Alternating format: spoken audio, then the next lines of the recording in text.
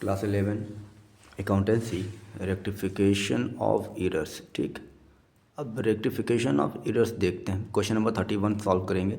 Question number 31 जो है, give rectifying entries for the following errors. सिर्फ 5 ही ऑप्शन यानी 5 ही पॉइंट इसमें दिए हुए हैं, ABCDE। तो ये क्वेश्चन आप लोग अपने बुक से एक बार मैच कर सकते हैं। जब बुक से आप मैच कर लेंगे तो आपको और ईजी हो जाएगा सॉल्व करना। ठीक, तो हम क्वेश्चन अब सॉल्व करते हैं। तो question number 31, point number first है कि sale of goods to Madan 6000 were enter in the sale book as 600। ये देखिए मैंने करेक्ट एंट्री ऑलरेडी लिख दिया है, रॉन्ग एंट्री और रेक्टिफाई एंट्री हम सॉल्व करेंगे। अब देखिए पहला पॉइंट क्या कह रहा है कि हमने मदन को गुड्स सेल किया। ठीक है, Madan debit to sales, entry यही होगी।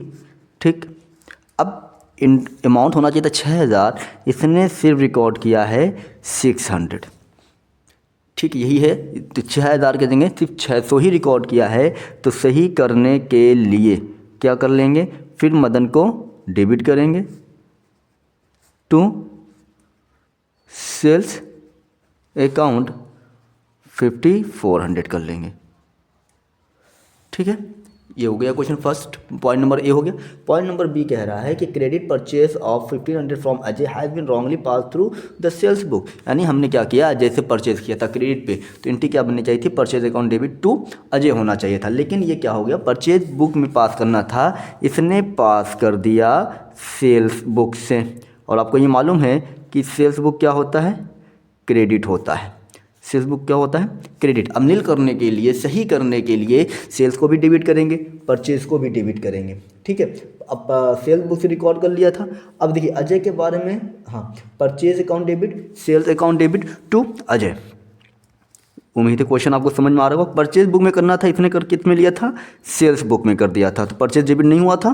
तो अब परचेज में करेंगे तो परचेज डेबिट हो जाएगा। सेल्स में किया था, गलत किया था, नील करने के लिए सेल्स को अब सेल्स अकाउंट क्रेडिट कर लेंगे, डेबिट कर लेंगे, नील हो गया, डेबिट क्रेडिट नील हो जाएगा। क्रेडिट किसको करना चाहिए था, अजय को, लेकिन इसने क्रेडिट किसको कर लिया था, सेल्स को कर लिया था। ठीक, अब 1500 टोटल 3000। अब ये अजय में 3000 आ रहा है, तो इससे कंफ्यूज मत होइएगा। क्यों, क्योंकि ये डेबिट है और यहाँ पर सेल्स क्रेडिट है, ये दोनों नील हो जाएंगे, तो 25 टू अजय 1500 ही बचेगा।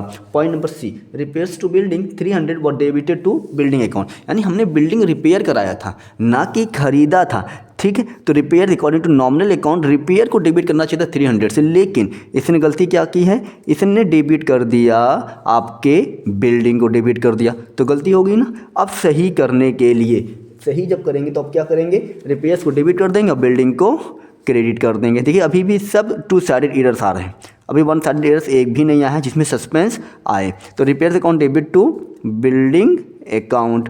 ठीक, ये आपका हो गया पॉइंट नंबर सी, 300 एंड 300।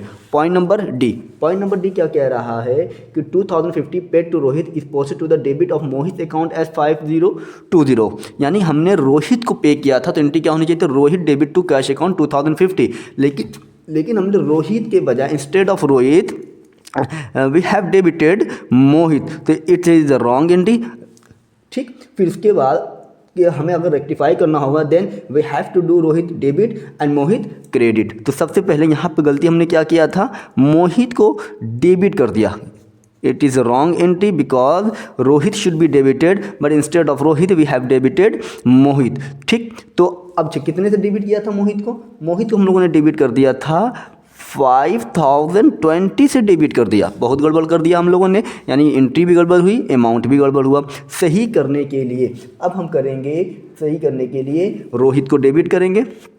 ठीक है, रोहित को डेबिट करेंगे कितने से, 2050।